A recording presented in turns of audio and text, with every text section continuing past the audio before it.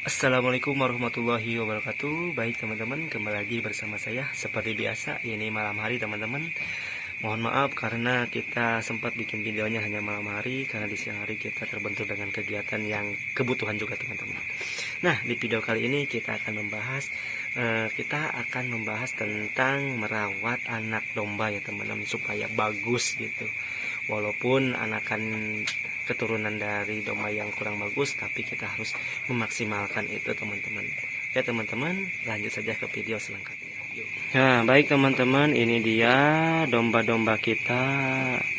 Di situ ada yang dewasa dan juga ada yang masih anakan.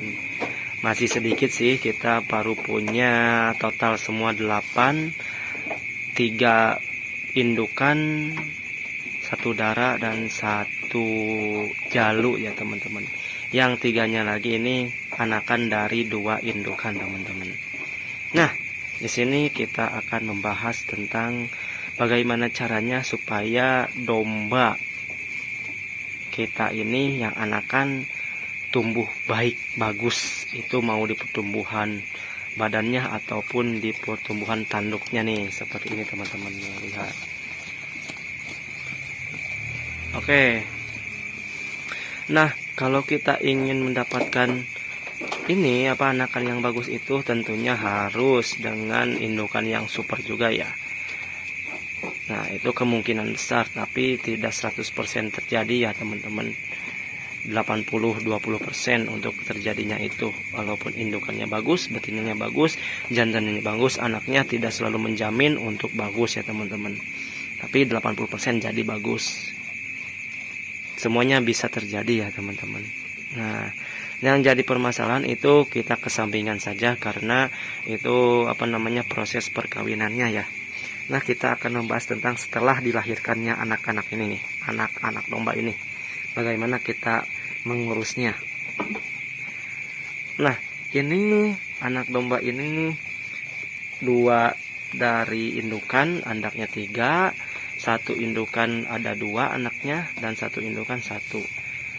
Dan yang ini sama ini nih. Ini indukan yang beranak 1 dan ini sama ini itu induknya beranak 2 teman-teman. 1 jodoh ya. Kalau si jodoh ada yang betina sama yang jalu ya teman-teman. Kalau ini jalu ya yang pertama.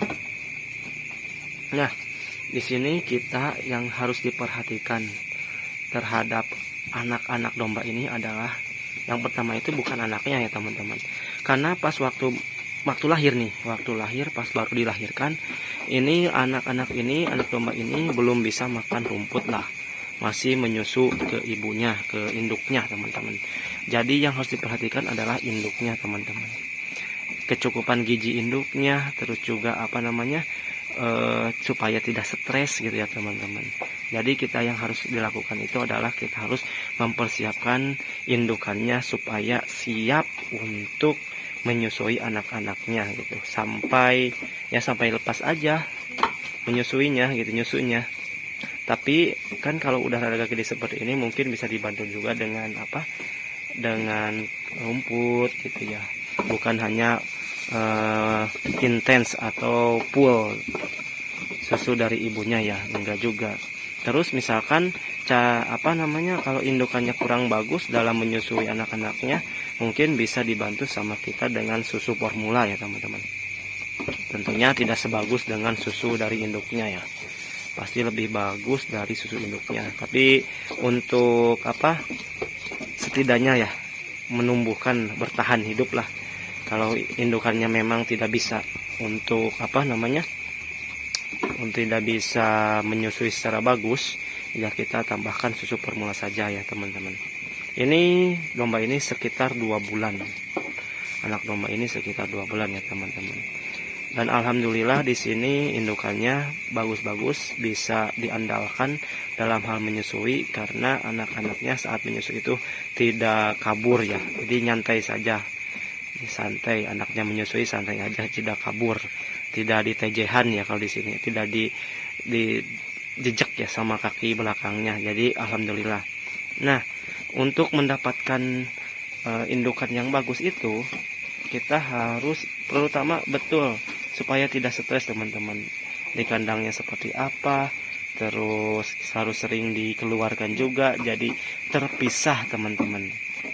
Jangan sampai pas waktu melahirkan, baru dilahirkan ini sudah disatukan dengan domba-domba lain, tapi harus dipisahkan. Itu dipisahkannya mau di bawah atau mau di kandang ya silakan, tapi harus dipisahkan. Jadi ada ruangan khusus buat domba dan anaknya ya, menjaga stres juga, terus menjaga dari injakan domba-domba lainnya ya gitu teman-teman. Oke, kalau kita sudah bisa mengendalikan indukannya, itu sangat mudah sekali ya untuk kita, karena di sini kita untuk mengendalikan anak-anaknya.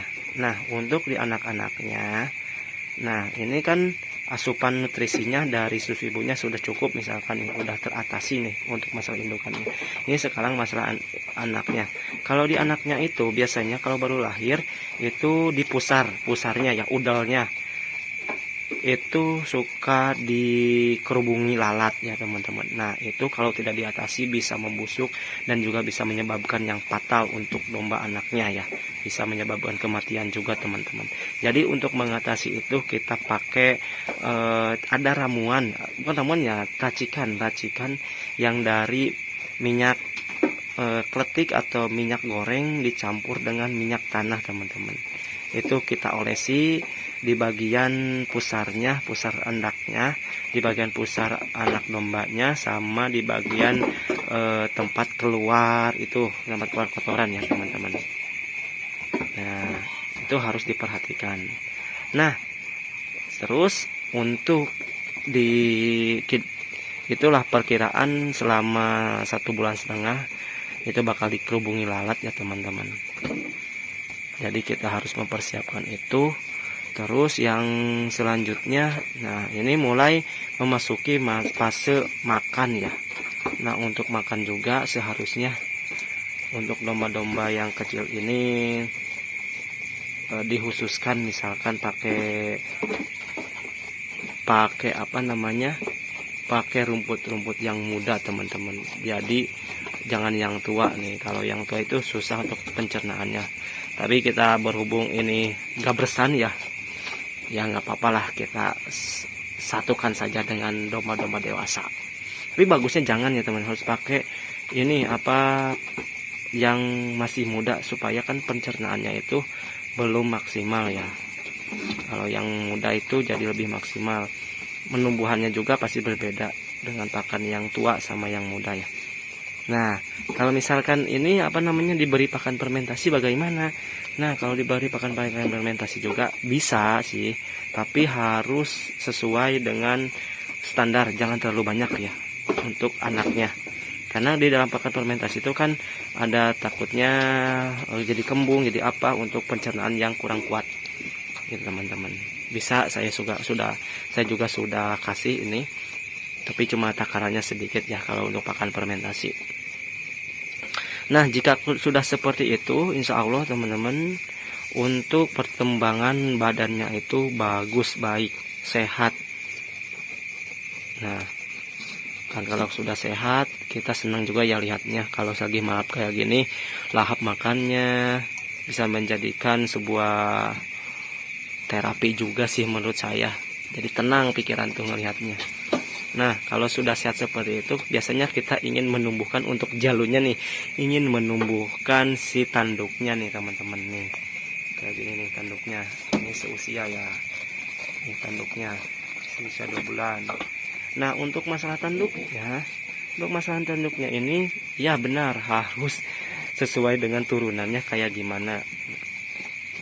Kita harus mencari jalu untuk diperkawinkan, itu jalu yang bagus teman-teman. Tapi tidak begitu pula teman-teman, tidak menutup kemungkinan hasilnya kurang baik, tidak menutup, tapi 80% pasti baik. Nah ini bisa contohkan yang ini sama ini nih, ini jalunya sama teman-teman, tapi nih berbeda antara ini sama ini, padahal perawatan di tanduknya sama teman-teman. Nih tidak menutup kemungkinan walaupun jalurnya bagus itu hasilnya kurang bagus, bisa jadi. tapi 80% pasti jadi teman-teman. Silakan cari. Adapun misalkan ada yang segi usia gini belum keluar ya, belum nentet ya, kalau di sini tuh nentet, bisa itu di caranya di pas bagian bagal dari tanduknya itu diguntingin atau kita cukur supaya si tanduknya itu, pertumbuhan tanduknya tidak terhalangi oleh bulu-bulu yang bulu-bulu yang menggumpal di situ ya teman-teman. Bisa juga diolesi minyak itu biar apa, biar enggak, biar leur, biar lesang ya teman-teman. Jadi pertumbuhan ininya, tanduknya bisa setidaknya membantu pertumbuhan tanduknya. Ada juga bisa pakai minyak kayu putih ataupun minyak bawang putih juga bisa. Tapi selama ini saya cukup dengan minyak goreng saja teman-teman, dan di bagian bagal tanduknya kita cukur supaya tidak menghalangi pertumbuhannya ya. Nah, sebenarnya sih untuk perawatan di anakan ini cukup rawat aja induknya supaya sehat dan jangan stres. Insya Allah untuk masalah anakannya pasti bertumbuh dengan baik, pesat, sehat, dan juga pasti berkembang teman-teman. Yang penting induknya kita perhatikan. Baik teman-teman, di video kali ini kita cukupkan saja sampai di sini. Terima kasih sudah menyimak. Tidak bosan-bosannya kepada teman-teman, silakan untuk berbagi ilmunya atau sharing, atau juga bisa memberikan komentar masukan untuk perkembangan ternak saya. Dan kita juga bisa sharing ya, saling sharing, saling membantu atau saling berkomunikasi untuk mengembangkan ternak-ternak kita teman-teman. Oke, terima kasih, sampai bertemu lagi di lain video. Assalamualaikum warahmatullahi wabarakatuh.